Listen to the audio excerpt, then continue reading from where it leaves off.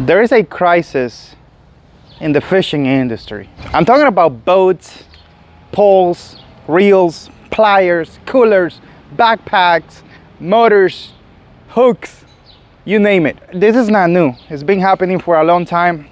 What is new now is how easily accessible it is for anyone to overnight start a company, like a fishing tackle, boating, kayaking, paddle, sport, whatever you name it, company.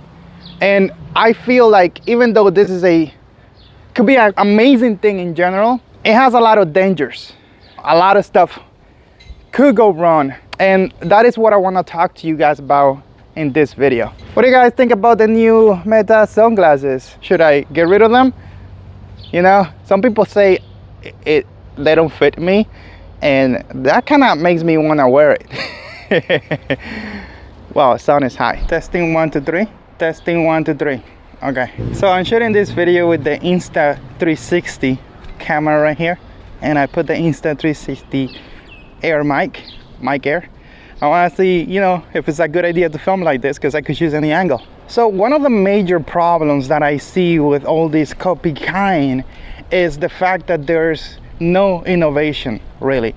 Let me explain. I was walking around ICAST and I happened to go to the Mustad booth, and bro, Mustad is known for hooks and other stuff, right? But now they got pliers, they got backpacks, they got a bunch of stuff that's not their niche, that's not their thing. And then if you walk into Boba now has pliers, it has stuff, it has like a bunch of stuff that it wasn't their niche. You walk into Vive has coolers, backpacks, you name it. Do they have backpacks? I don't know, they probably have. And then you walk into YakGadget, and YakGadget now has everything, like literally everything, except maybe PFD, but they'll probably have one by next year. They even have motors now, and all that sounds great, right? One-stop shop, but it kills innovation, because you know what's happening? They're not having people research and develop a brand new product. No, they're having people just go to a supplier and say, hey, you know what, I want a backpack. How do you want it? Oh, I want it waterproof, I want this zipper, I want that. Okay, here it is. Slap your label on it. Boom, you're ready to go, right? Is that innovation? No, the product was already created maybe 10 years ago, and then this company just comes over and say, hey, just make it to these specifications and call it a day. No testing, nothing. They could claim only one about testing and stuff, but even if they tested, they wouldn't test it enough. Like, it's not enough time to at the speed they're bringing products to the market. I don't think they put a lot of effort into the testing. And I'm not going for a specific brand here, I'm just talking in general, okay? And why is this a bad, horrible thing?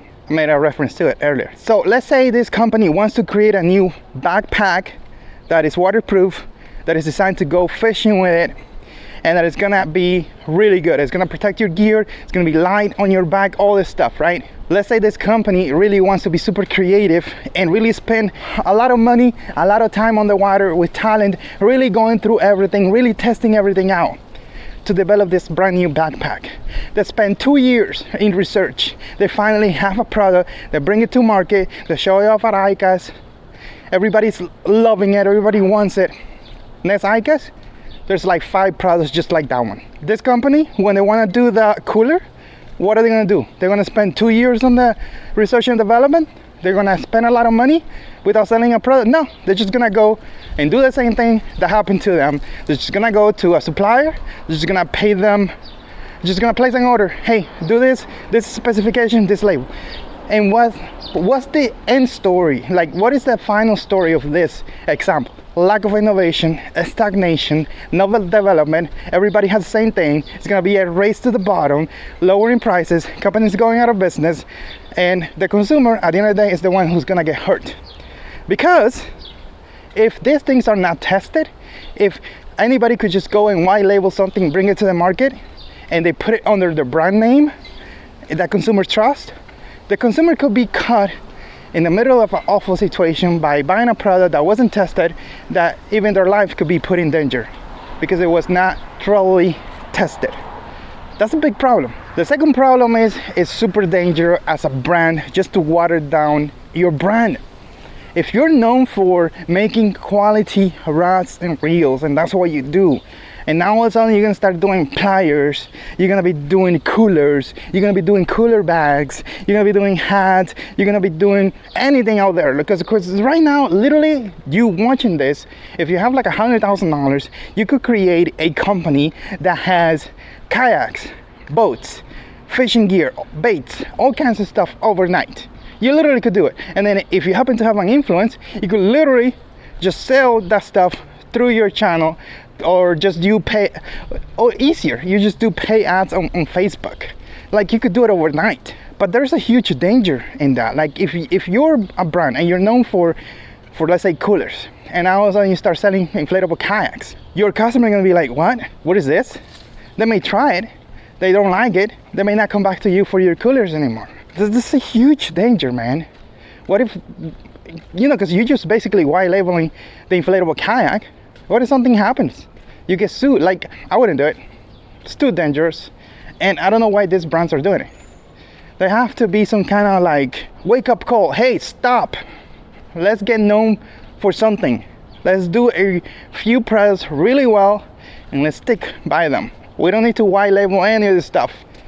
And they could claim all they want that, oh, they really put a lot of time and effort into this. And at the end of the day, it probably took 10 minutes, somebody in marketing to come up, or if they even have a marketing department, to come up with the new backpack. Another big issue, dude, is, what's the big issue? The other big danger is that you get known as a copycat. You get known as a brand that doesn't innovate but copies. And what's the point of all this? Like, if everything is a copy of something else, there is no innovation, there is no development, there is nothing. What is your fighting edge? What is it you're aiming for? There is real danger in just being branded as a brand that copies everything else. And finally, I want to touch on why people do this. Why do companies do this? Well, the answer is clear. They have to. A lot of times you cannot put in a lot of resources, whether that be people, money, time, into a product that you just don't know if it's gonna work out or not. Being able to just go to a supplier somewhere and tell them, hey, build this product up to my specification is huge. It's kind of like AI now. You see, as a small YouTuber like I am, I cannot afford to pay somebody to do a thumbnail, pay somebody to write a script, pay somebody to brainstorm an idea. No, I can't do any of that because my videos don't get that many views to make that affordable. But what I could do is I could use my head, dump it into AI, and guide it and say, hey, organize these thoughts. Tell me what I'm missing. What else can we do here? And I could do a killer script, which I'm not gonna follow, like in this video. I just had a conversation with AI with like 30 minutes, and I told it to organize all these thoughts and everything else. So while you see me looking at the phone, trying to get a reference on what I'm actually saying, and I didn't follow it. I just saw the talking point, and I just said whatever I had to say. So the same way that I outsource, that like I don't pay another human being to do all this stuff because I just can't. It's really difficult to ask an individual not to do their dream company just because I'm telling them, hey, do not white label stuff, just be creative. Because it's really difficult to create a product. It's really difficult to make that product work, and it's very difficult to make it a success that you're gonna have people buying it. And there's so many things that could go wrong. And when you already have a template, when you already have a product that actually works, and all you have to do is make a few tweaks here and there, it's very difficult to say no to that. But that's the warrior guy. That's the guy starting up. That's the guy who doesn't have any resources. Those are the people that should be doing this because they cannot do it at scale anyways. The big companies, the already established companies, they should not be doing this. They should not be watering down their brand just because, oh, I want to have a pliers that has my name on it. Who cares? Let them buy the original pliers. Oh, I want to have a fillet knife. What are you doing, man? What are you doing? You're just copying stuff that's already there. People could see through it. And guess, you think somebody's gonna wanna go buy your branded pliers because it has your name on it? No, they just get whatever the heck they like. So anyways, hope this video was helpful for some people, and let me know what you think about this style, if I should continue to film with a 360 camera and the audio.